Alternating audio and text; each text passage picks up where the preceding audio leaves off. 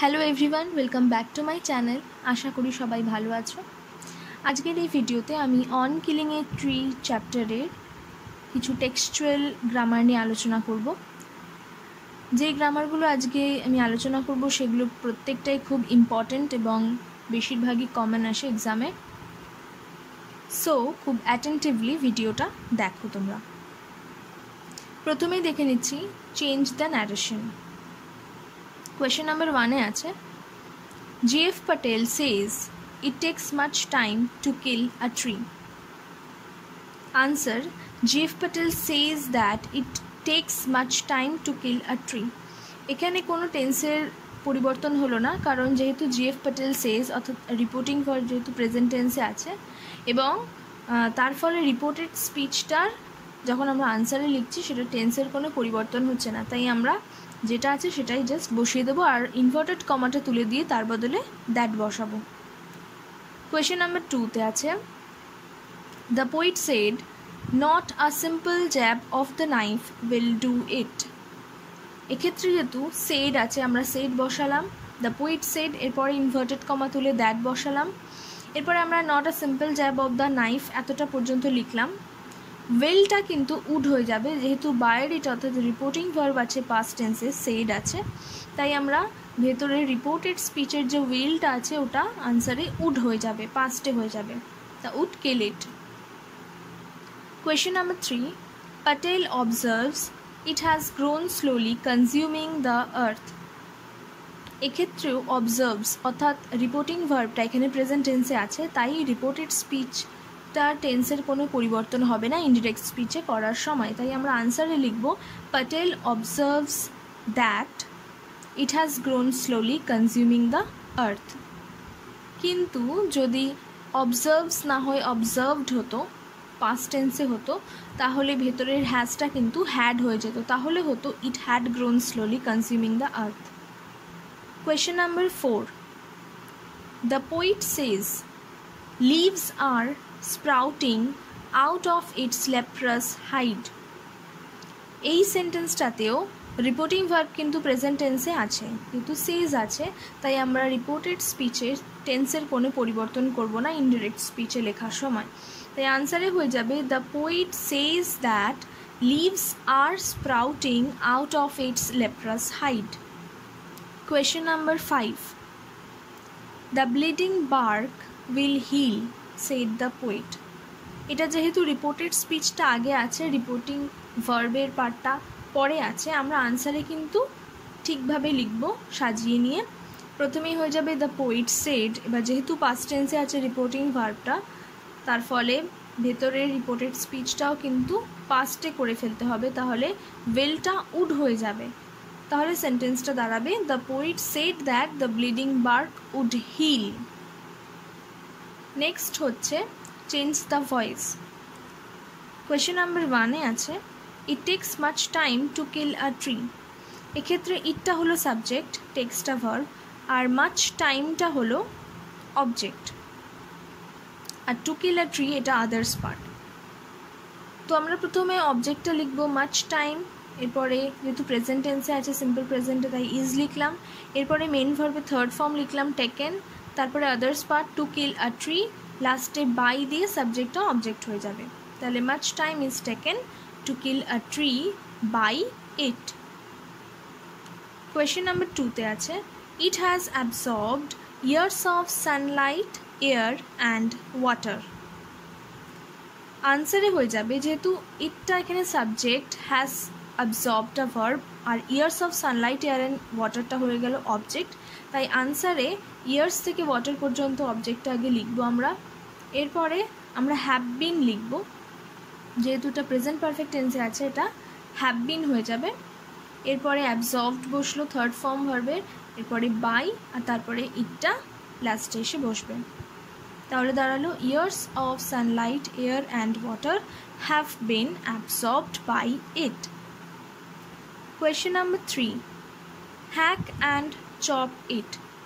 এই সেন্টেন্সটা হলো ইম্পারেটিভ সেন্টেন্স বা কমান্ড সেন্টেন্স, অর্ডার বোঝাচ্ছে, তাই আমরা এটা 3ভাবে উত্তর লিখতে পারি। প্রথমটা হলো you are ordered to hack and chop, আরেকভাবে আমরা লেট দিয়ে করতে পারি। লেটের পর অবজেক্টটা লিখব ইট, তারপরে বি, তারপর হ্যাকের থার্ড ফর্ম, অ্যান্ড লিখে চপের থার্ড ফর্ম, তাহলে let it be hacked and chopped. আরেকটা লিখতে পারি অবজেক্টটা লিখে ইজ টু বি করে ভার্বের থার্ড ফর্ম, যেমন it is to be hacked and chopped. Question number 4, the root is to be pulled out. এবার বুঝতে হবে, আমরা যখন কোয়েশ্চেন নাম্বার 3 এর আনসারটা দেখে নিচ্ছি লাস্টে, it is to be hacked and chopped যখন আছে, এটাকে আমরা রিভার্স করলে কোয়েশ্চেনটা কি দাঁড়াচ্ছে, হ্যাক অ্যান্ড চপ ইট। তাহলে একইভাবে কোয়েশ্চেন নাম্বার 4 এর যেটা আছে কোয়েশ্চেনে, the root is to be pulled out, এটাকে আমি যদি রিভার্সে করি এর আনসার দাঁড়াবে পুল আউট দ্য রুট। পুলডের থেকে ইডিটা সরিয়ে নিয়ে আমরা ভার্বটা বসিয়ে দেবো পুল আউট, এরপরে অবজেক্টটা লিখব pull out the root. Next question number 5, the strength of the tree is exposed. সেন্টেন্সটা দেখতে হবে যে অ্যাক্টিভে আছে না প্যাসিভে আছে। এক্ষেত্রে এটা কিন্তু প্যাসিভে আছে, যেমন কোয়েশ্চেন নাম্বার 4টাও কিন্তু প্যাসিভে ছিল, ইজ টু বি ছিল, তারপরে পুলের থার্ড ফর্ম পুলড আউট, তো সেক্ষেত্রেও আমরা প্যাসিভ থেকে অ্যাক্টিভে করলাম। আর কোয়েশ্চেন নাম্বার 5এও সেম, কোয়েশ্চেনটা কিন্তু প্যাসিভে আছে, কারণ সাবজেক্ট আছে, তারপরে বি ভার্ব আছে, তারপর ভার্বের থার্ড ফর্ম আছে, কিন্তু এক্ষেত্রে কোনো ডুয়ার্স নেই, অর্থাৎ বাই দিয়ে যে আমরা অবজেক্টটা লিখি সেটা নেই। তো আনসারে আমাদের একটা ডুয়ার্স নিয়ে আসতে হবে। কে এক্সপোজ করে, আমরা সামওয়ান ধরে নিচ্ছি, তাহলে আমরা লিখতে পারি, যেহেতু সিম্পল প্রেজেন্টে আছে তাই আমরা এক্সপোজেস লিখব, তাহলে দাঁড়ালো someone exposes the strength of the tree. Next আমরা দেখে নিচ্ছি transformation of sentences. Question number 1-এ বলেছে, it takes much time to kill a tree, comma, not a simple jab of the knife will do it. বলেছি turn into complex sentence. তো আনসারে আমাদের লিখতে হবে, কমপ্লেক্সে আমরা জানি একটা লিঙ্কার আনতে হয়, তাহলে আমরা এই সেন্টেন্সটাকে দুভাবে লিখতে পারি। প্রথম সেন্টেন্সটা আমরা অ্যাজ দিয়ে লিখলাম, as not a simple jab of the knife will do it, it takes much time to kill a tree. আরেকভাবেই সেন্টেন্সটা লেখা যায় আনসারটা, সেটা হবে it takes much time to kill a tree, এটা গাছটাকে মারতে অনেক বেশি সময় লাগে, কারণ because not a simple jab of the knife will do it. তাহলে দুভাবেই আমরা এটাকে কমপ্লেক্সে লিখতে পারি। Question number 2, it has grown slowly consuming the earth, turn into compound sentence. Compound সেন্টেন্সের ক্ষেত্রে আমরা জানি কনজাংশন আনতে হয়, অ্যান্ড, বাট এই ধরনের। তো আনসারে আমরা লিখব, it has consumed the earth and grown slowly. আমরা দুটো কনজিউমিংটাকে, যেহেতু এটা প্রেজেন্ট পার্টিসিপেলে আছে, এই পার্টটাকে আমরা ভার্ব করে নিলাম, ইডি অ্যাড করে, it has consumed the earth, and লিখলাম, এরপরে আরেকটা ভার্ব লিখলাম grown slowly. Question number 3, it has grown slowly, বলেছে মেক ইট নেগেটিভ। নেগেটিভে করতে গেলে একটা জিনিস মাথায় রাখতে হবে যে নট আমরা আনবো, কিন্তু সেন্টেন্সের মিনিং কিন্তু চেঞ্জ হবে না। তাহলে যেটা বলা হয়েছে ইট হ্যাজ গ্রোন স্লোলি, নট যদি আমরা আনি তাহলে স্লোলি এর কিন্তু অপোজিটটাও আমাদের লিখতে হবে। তাহলে আনসার দাঁড়ালো it has not grown fast. Question number 4, it is to be pulled out entirely, make it negative. এই সেন্টেন্সটাকেও নেগেটিভ করতে বলা হয়েছে, তো এখানে আমরা নট আনবো, তার সাথে আমাদের কিন্তু এন্টায়ারলির অপোজিটটাও লিখতে হবে, নাহলে সেন্টেন্সটা মিনিংফুল হবে না। তাহলে আনসার দাঁড়ালো it is not to be pulled out partially. Question number 5, the bleeding bark will heal, make it negative. এক্ষেত্রেও আমাদের নট আনতে হবে, কিন্তু হিল অর্থাৎ সেরে ওঠার অপোজিটটা লিখতে হবে ডাই। তাহলে দাঁড়াবে সেন্টেন্সটা the bleeding bark will not die. Question number 6, not so much pain will do it, make it affirmative. Affirmative হচ্ছে হ্যাঁ বাচক, আমরা যদি সহজ ভাষায় স্টেটমেন্টে লিখি এটাই দাঁড়াবে so much pain will not do it. তাহলে উইল নট ডু ইটটা আমরা নেগেটিভ থেকে যদি পজিটিভে করি, অ্যাফার্মেটিভে করি, তাহলে উইল নটটা আমরা নটটা সরিয়ে দেবো, কিন্তু ডু ইটটার অপোজিট হয়ে যাবে ফেল টু ডু ইট, তাহলে সেন্টেন্সটা দাঁড়াবে so much pain will fail to do it. Question number 7, it has grown slowly. বলা হয়েছে use the adjective form of slowly and rewrite. স্লোলির অ্যাডজেক্টিভ ফর্ম হচ্ছে স্লো, তাহলে সেন্টেন্সটা কি দাঁড়াবে it has grown in a slow manner.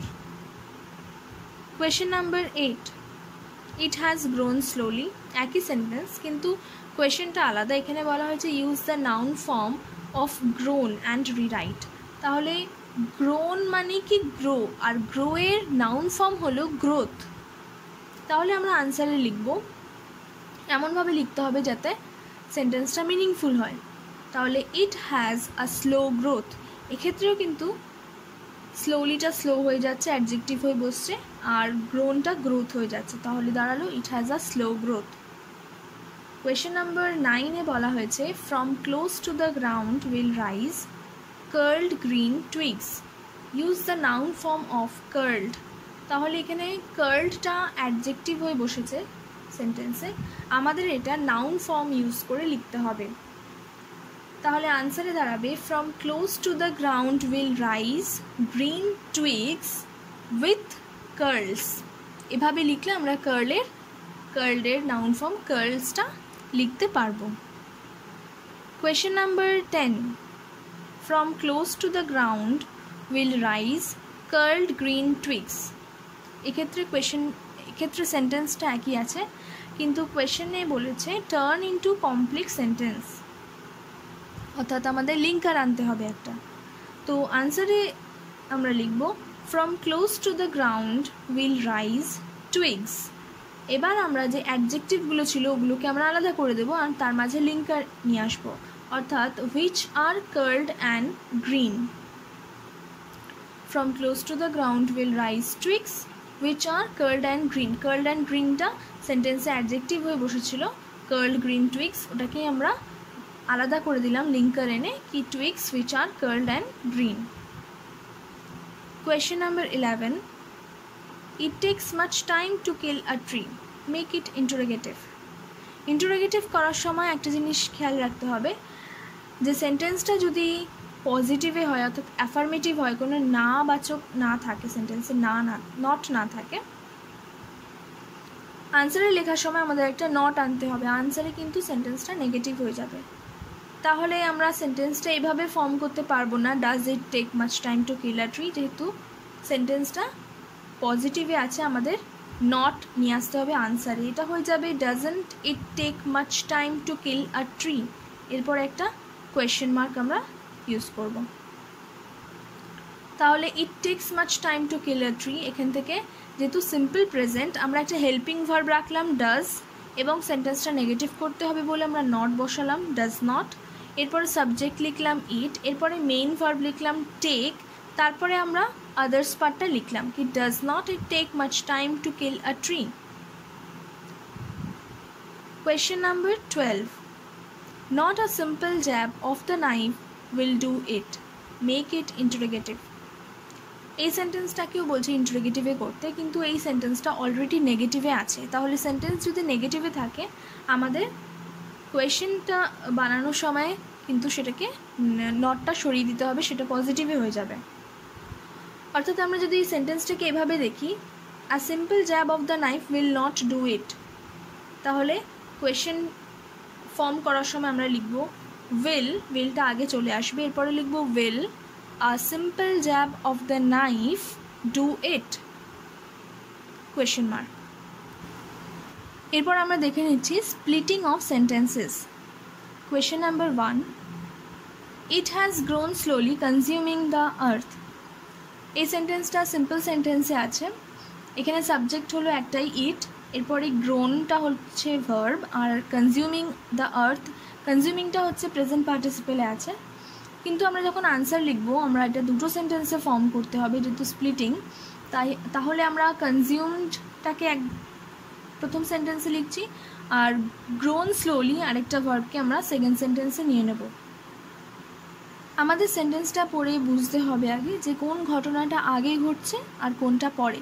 যেহেতু ইট has grown slowly consuming the আর্থ, অর্থাৎ আর্থ থেকে নিউট্রিশনগুলো কনজিউম করার পরই গাছটা বেড়ে উঠছে, তাহলে প্রথমে কনজিউম করছে তারপরে বেড়ে উঠছে।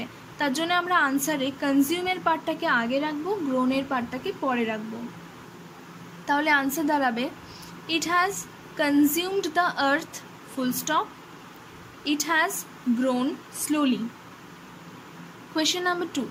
The bleeding bark will heal and from close to the ground will rise curled green twigs.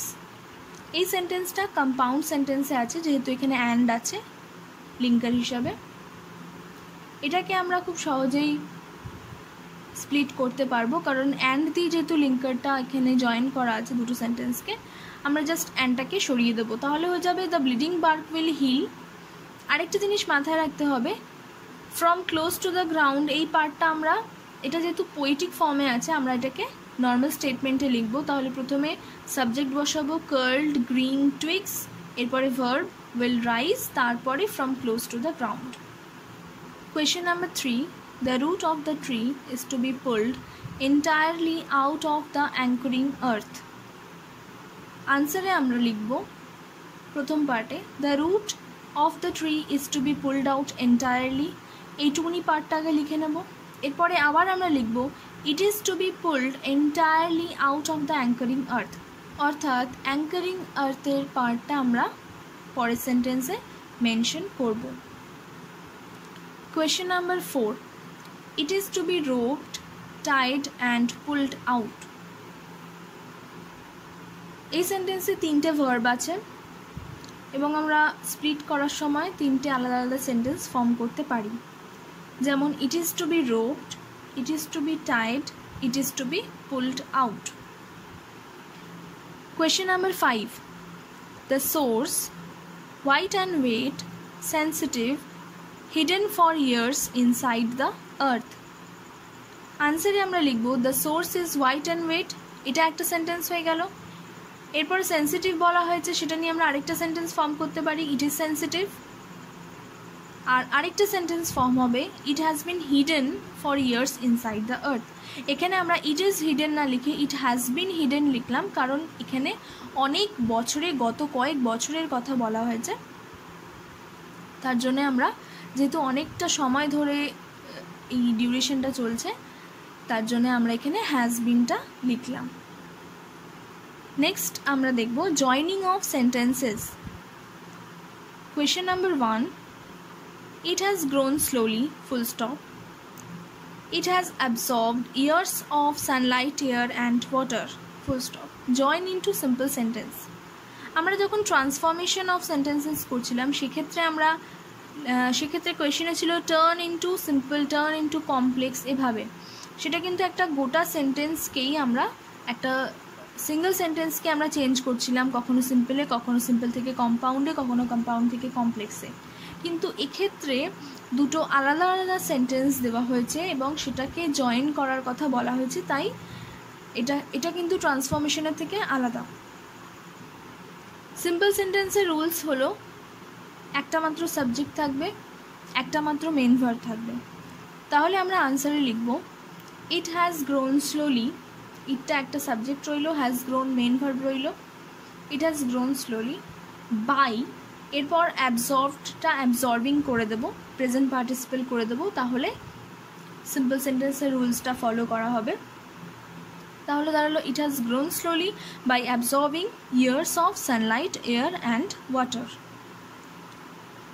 Question number 2. The bleeding bark will heal, curled green twigs will rise from close to the ground.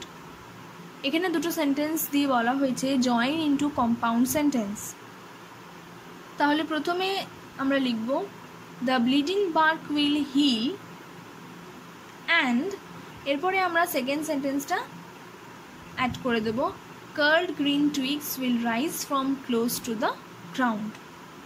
Question number 3 তে বলা হয়েছে the root is the source, it is white and wet, join into simple sentence. যেহেতু এটা simple sentence, আমরা লিখব the root এবং রুটকে বলা হয়েছে হোয়াইট অ্যান্ড ওয়েট, সেটা লিখে দেবো ডাইরেক্ট, কোনো লিঙ্কার থাকবে না। তাহলে the root white and wet is the source. Question number 4. Miniature bows may not be checked. They will expand again to former size. Join into complex sentence. Answer. আমরা এটাকে if দিয়ে লিখতে পারি সেন্টেন্সটাকে, তাহলে দাঁড়াবে if miniature bows are not checked, they will expand again to former size. So this was all about the video. আশা করি ভিডিওটা তোমাদের জন্য হেল্পফুল হবে। আজকে যে গ্রামারগুলো নিয়ে আমি আলোচনা করলাম প্রত্যেকটাই কিন্তু ভীষণ ইম্পর্টেন্ট, তাই তোমরা অবশ্যই প্র্যাকটিস করো। ভিডিওটা অবশ্যই তোমাদের ফ্রেন্ডদের সাথে শেয়ার করো, ক্লাসমেটদের সাথে শেয়ার করো।